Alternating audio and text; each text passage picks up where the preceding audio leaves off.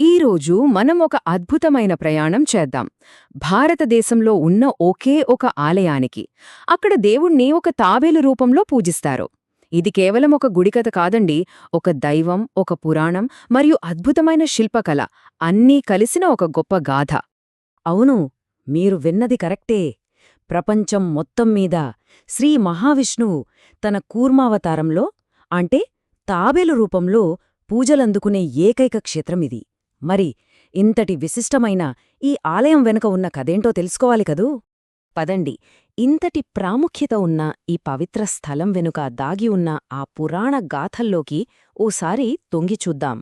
ఈ కథ మూలాల్లోకి వెళ్లాలంటే మనం దేవతలు, అసురులు కలిసి చేసిన ఆ గొప్ప సముద్ర మథనం గురించి తెలుసుకోవాల్సిందే.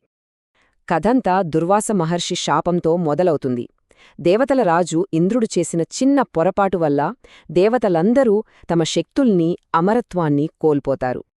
అప్పుడు మహావిష్ణువు వాళ్లకు ఒక ఉపాయం చెప్పారు. అమృతం కోసం పాల సముద్రాన్ని చిలకాలని.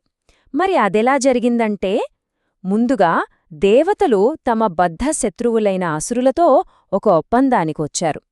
తర్వాత మందర పర్వతాన్ని కవ్వంగా వాసుకి అనే మహాసర్పాన్ని తాడుగా వాడారు. కాని ఇక్కడే అసలు సమస్య మొదలైంది. చిలుకుతుంటే ఆ పెద్ద పర్వతం సముద్రంలోకి మునిగిపోవడం స్టార్టైంది.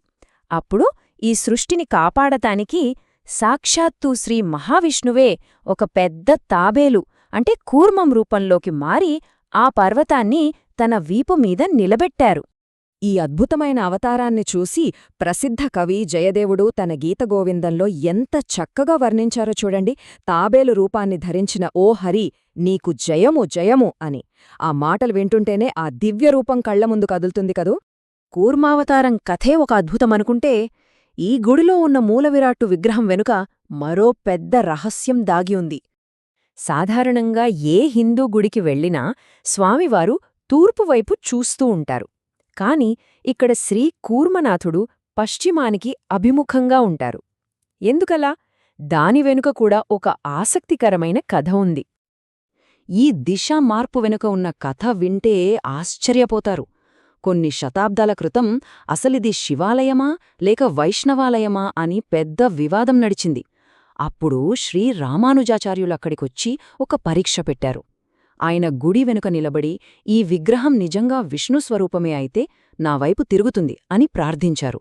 నమ్మలేరుగాని ఆ రాతి విగ్రహం అద్భుతంగా పశ్చిమ దిశకు పూర్తిగా తిరిగిపోయింది. ఆ అద్భుతమైన సంఘటనకు గుర్తుగా ఈ ఆలయంలో మరో ప్రత్యేకత ఏర్పడింది. అది వాస్తులో కూడా కనిపిస్తుంది. మనం చాలా అరుదుగా చూసే విషయం, ఈ గుడికి 2 ధ్వజస్తంభాలున్నాయి. ఒకటి ఎప్పటిలాగే సాంప్రదాయబద్ధంగా తూర్పువైపున ఉన్న మొదటిది. ఇక రెండవది ఆ అద్భుతం జరిగి విగ్రహం పశ్చిమానికి తిరిగిన తర్వాత రామానుజాచార్యులు స్వయంగా పశ్చిమ దిశలో ప్రతిష్ఠించారు.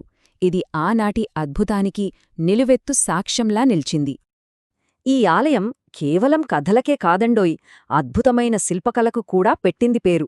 ఇక్కడి రాతి చెక్కడాలను గాంధర్వ శిల్ప సంపద అని పిలుస్తారు. అంటే సాక్షాత్తు దేవతలే చెక్కినంత గొప్ప శిల్పాలని దాని అర్థం.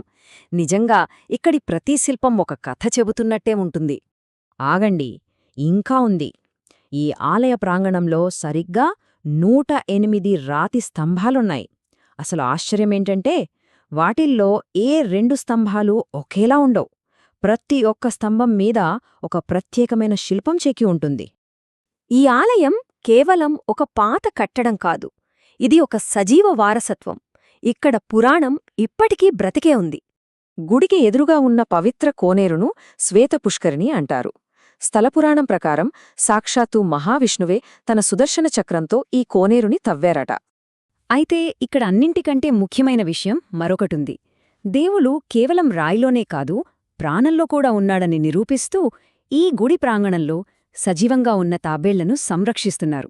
ఇది ఆనాటి పురాణానికి, నేటి వాస్తవానికి మధ్య ఉన్న ఒక అద్భుతమైన బంధం. మరి ఇంత అద్భుతమైన క్షేత్రాన్ని చూడాలనుకుంటే ఎలా? ఇదిగోండి ప్రయాణ వివరాలు. మీకు దగ్గరగా ఉన్న Visakhapatnam airport, Srikakulam railway station లేదా బస్ స్టేషన్ నుండి ఇక్కడికి సులభంగా చేరుకోవచ్చు. చివరగా ఒక్కసారి ఆలోచించండి. ఒక దైవం కేవలం రాతి విగ్రహంలోనే కాదు, ప్రాణంతో ఉన్న జీవులలో కూడా కొలువయుండటం మనకు ప్రకృతితో తోటి జీవరాశులతో ఉన్న సంబంధం గురించి ఏమి గుర్తుచేస్తుంది?